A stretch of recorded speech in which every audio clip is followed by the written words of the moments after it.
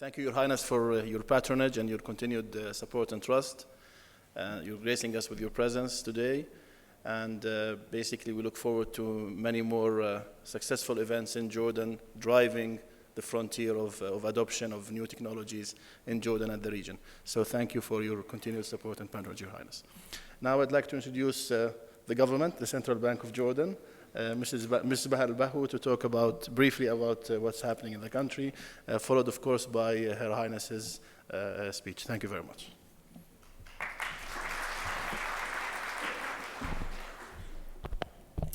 Good morning, Your Royal Highness, Excellencies, distinguished guests, dear colleagues at Arab Advisors Group.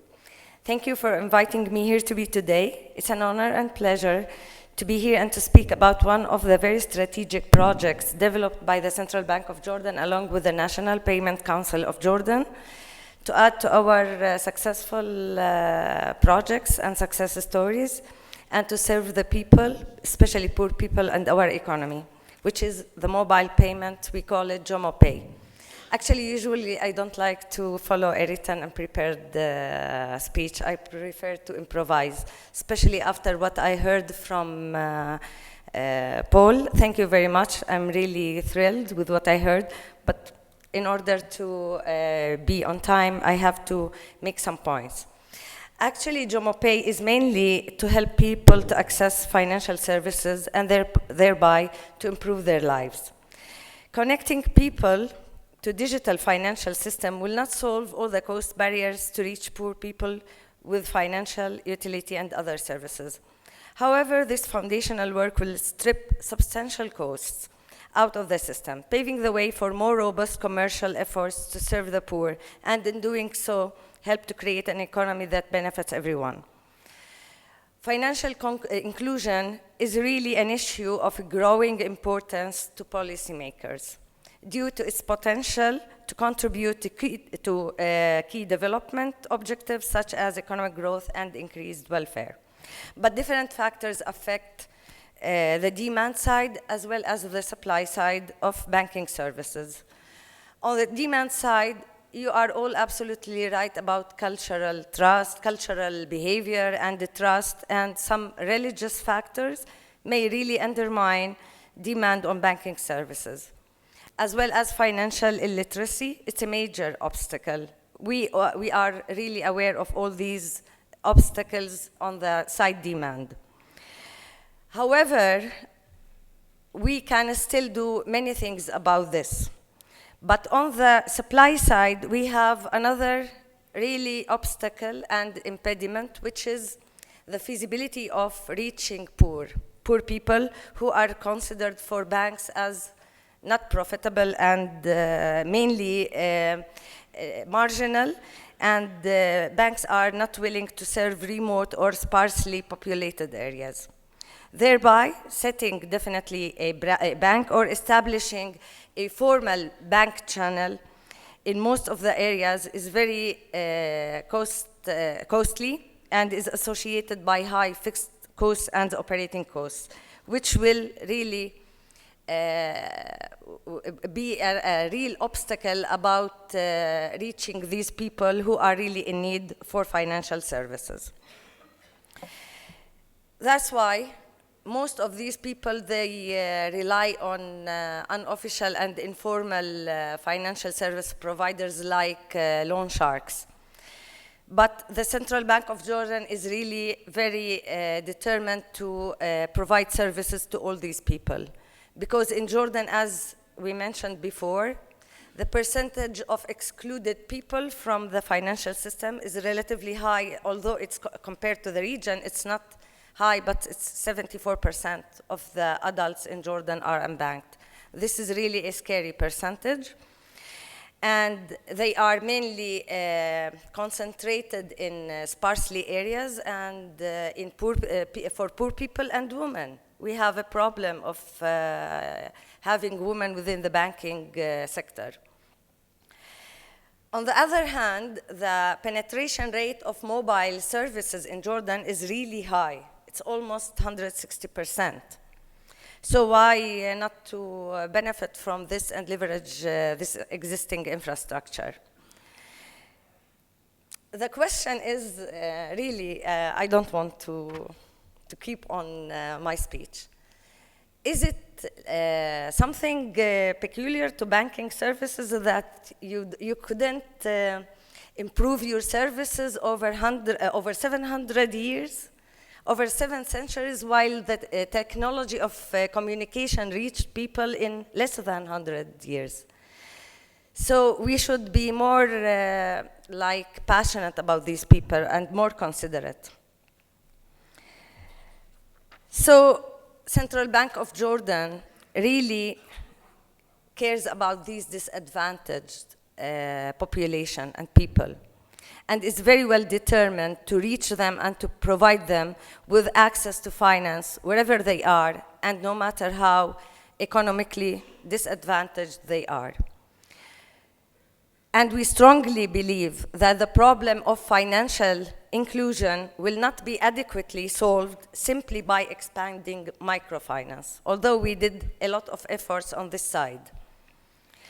And we can never provide good financial services to the poor within the existing traditional banking channels. So definitely benefiting from the MNOs.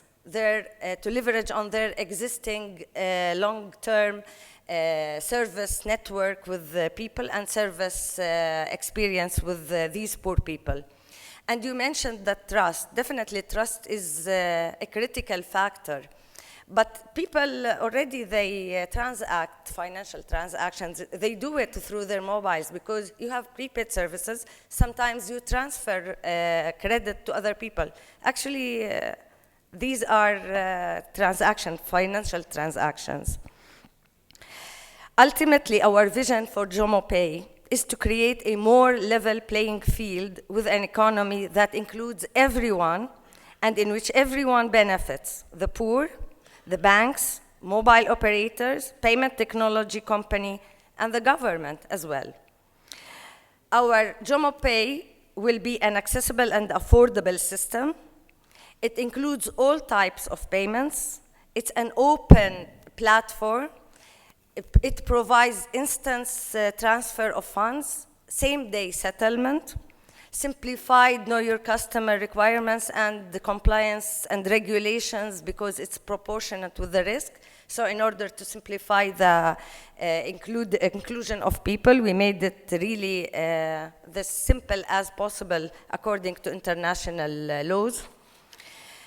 It supports both smartphones and featured devices, feature mobile, and we are extending the platform to include a unified USSD router to simplify even the language token to these simple people, unsophisticated one. The platform is, as a scheme level, full interoperable. And this is unique, Claire, in Jordan. We learned from other countries in the world. It supports and ensures all types, all levels of interoperability, which makes it easier even in the future for smaller service providers to enter the market. It will never allow monopoly in the market. It's subsidized. And here I have to thank as well ProgressSoft as a company who designed and implemented this system, and they offered it as a grant for the kingdom, although they won the tender. And we are enabling as well the system to support NFC, near-field communication transactions, even for featured devices by having labels. And we tried at the Central Bank of Jordan, along with our partners, to make something like a new standard for NFC, because there's something like one size fits all, or there's nothing in this regard like a standard. And we did our best to provide to the world a new standard for NFC. The platform is mainly designed to support push payments, not pull payments. In this regard, we are protecting the end users from fraud, because you know when you transfer, when you initiate credit transfer, it's less risky in terms of fraud. And these people are not sophisticated. We have to really protect them against such actions and practices. As well, because it's a hub, it's a national platform, we tried to put everything in it. Risk management on a nation level, anti-fraud detection module on the switch level, so participants will not need to invest more individually. This will really make the cost of providing the service very low, and this is what we want. We are really targeting poor people and unbanked people, and we are trying to subsidize this service to this segment of people. And we really hope that the service providers, in terms of interchange fees as a business model or commercial model, to really consider this very strategic national objective. You mentioned the profitability. I'm sure it will be profitable. Come on, let's try to imagine. We have in Jordan 25 banks serving 25% of the adults, and they are all making money. So we are left with 75% of the adults, and we expect 2 or 3 service providers for the time being to enter the market. So why not to be profitable? The infrastructure is there, everything is well tested, and we are really supporting everything and all stakeholders, because really Central Bank of Jordan is very successful in the private-public partnership. And we did it all together. It's like something that belongs to all of us. It's still in its infancy stage, and it needs our support. We need to embrace it to make the dream of poor people who are excluded from the official financial system to be well included and to be taken care. I don't want to speak more because we have another panel discussion about the regulations and how the central bank, along with our stakeholders, are doing to support this system. Thank you very much for listening to me, and wish we will be working all together to serve our precious people and our precious country. Thank you very much.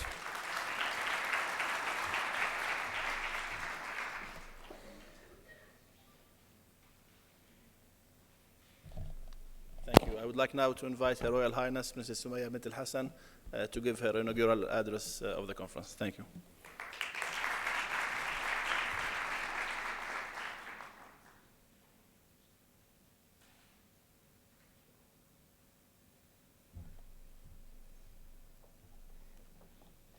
Good morning, everybody, and sorry for the not so grand entrance, but it was interesting to catch the end of the panel, and thank you, Nadia, for managing that. Jawad mentioned that you were hearing from the government previously in the last speech. I am an NGO, a non-governmental organism, and so it gives me great pleasure to say good morning to you all. Bismillahir Rahmanir Rahim.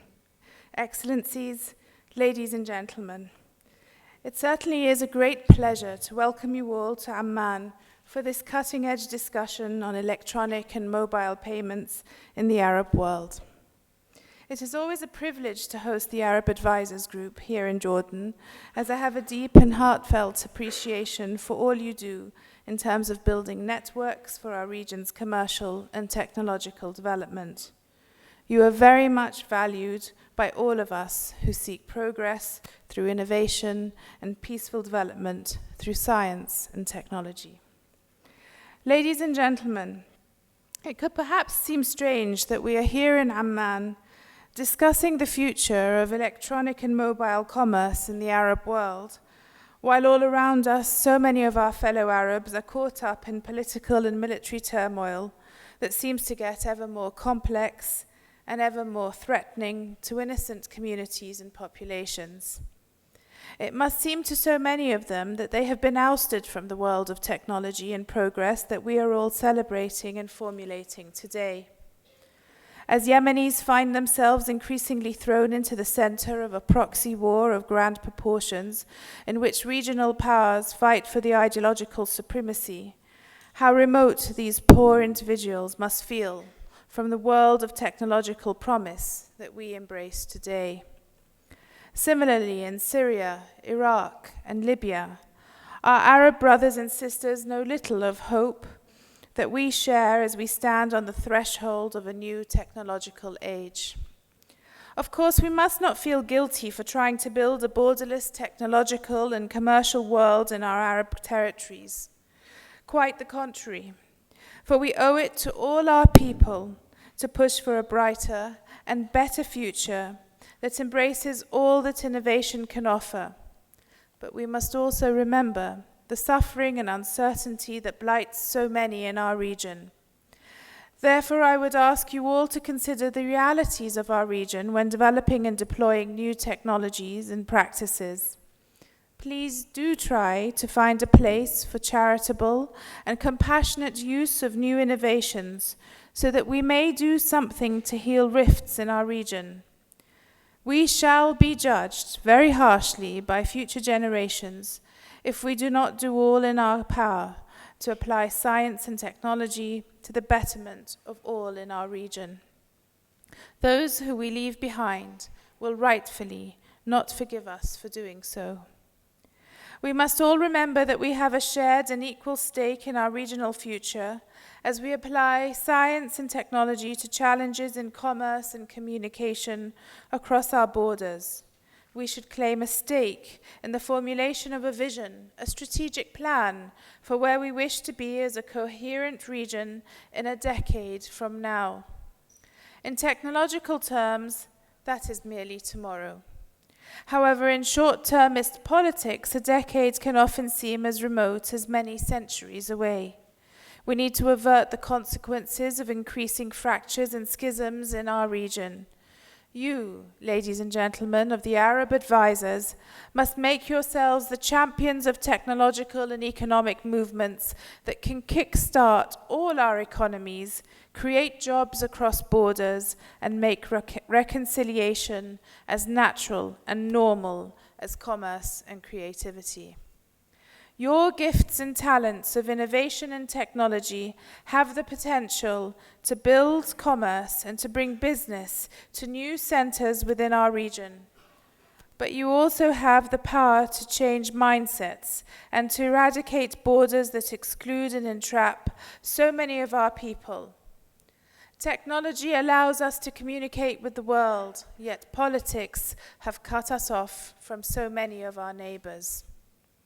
Ladies and gentlemen, the transmission of knowledge is indeed vital in balancing progress and counteracting fear in our world.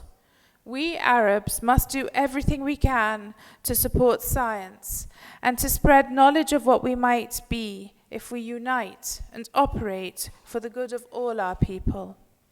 As we embrace the potential of technology and innovation, we must also celebrate who we were and what we have achieved in earlier, happier days. We must feel inspired by the heritage of unity and scientific engagement that we share. You who are present here today know more than most that the transmission of knowledge is necessary in so many ways in order to build a better future for our communities. It must be done across borders and social classes, across generations and genders. In our Arab context, the transmission of knowledge is something that must be done to release our most precious resource, untapped human capital. We must remember that many centuries ago, Islam broke down borders during that golden age, that we should now try to emulate with innovation and science. The spread of Islam across the Middle East, North Africa, Persia, and Spain set aside much more than simply political boundaries. The creation of this vast political and social space created an environment in which science and scholarship thrived. This empire of ideas drew in knowledge and discovery from beyond its borders. The convergence of learning and scientific inquiry from India, ancient Greece, China, and from the Islamic world represented a true alliance of cultures and a flowering of civilized achievement. How ripe is our new age of information for bearing a renewed Arab empire of the mind? Yet how far removed from historic and potential innovation must our fellow Arabs in those conflict-ridden territories feel today?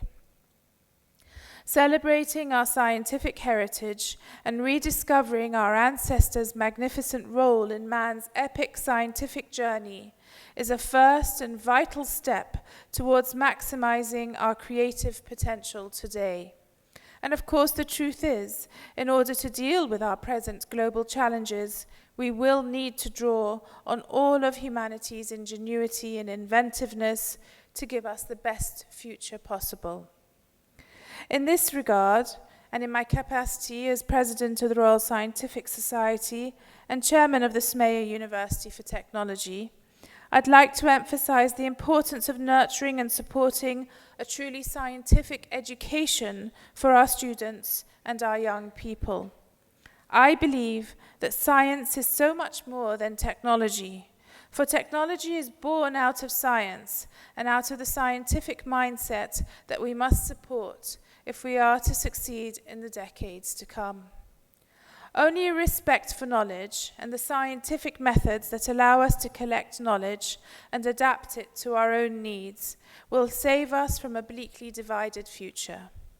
We must be champions of the creative role of science in society, and we must anchor our ambition by eliminating the flow of intellect and scientific know-how from our Arab world.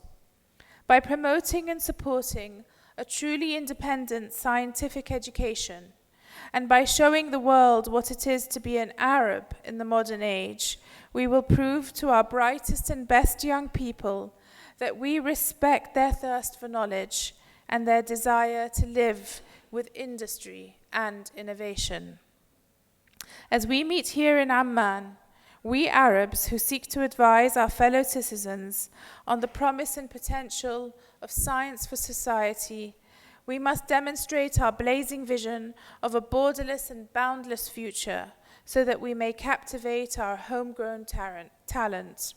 We cannot afford to lose our future to fractured uncertainty.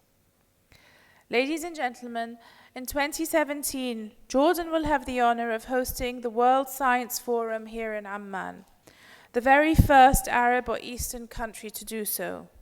It is an opportunity to shine and to surprise those who know nothing of our capabilities or our ambition, which I had the privilege of hearing a very optimistic end of your panel, and I'm so keen that so many more should hear that too. Our voices are those that truly represent the Arabs of the future. We see science and innovation as our preserve. We see division between nations and communities as an anathema to our heritage and our hopes for the future. I know that you will all join me in pushing away the politics of hatred and division in our region, for we are the Arabs who will unite our region under the banner of science for society and science for hope. I wish you every success in your deliberations today, and thank you for having me.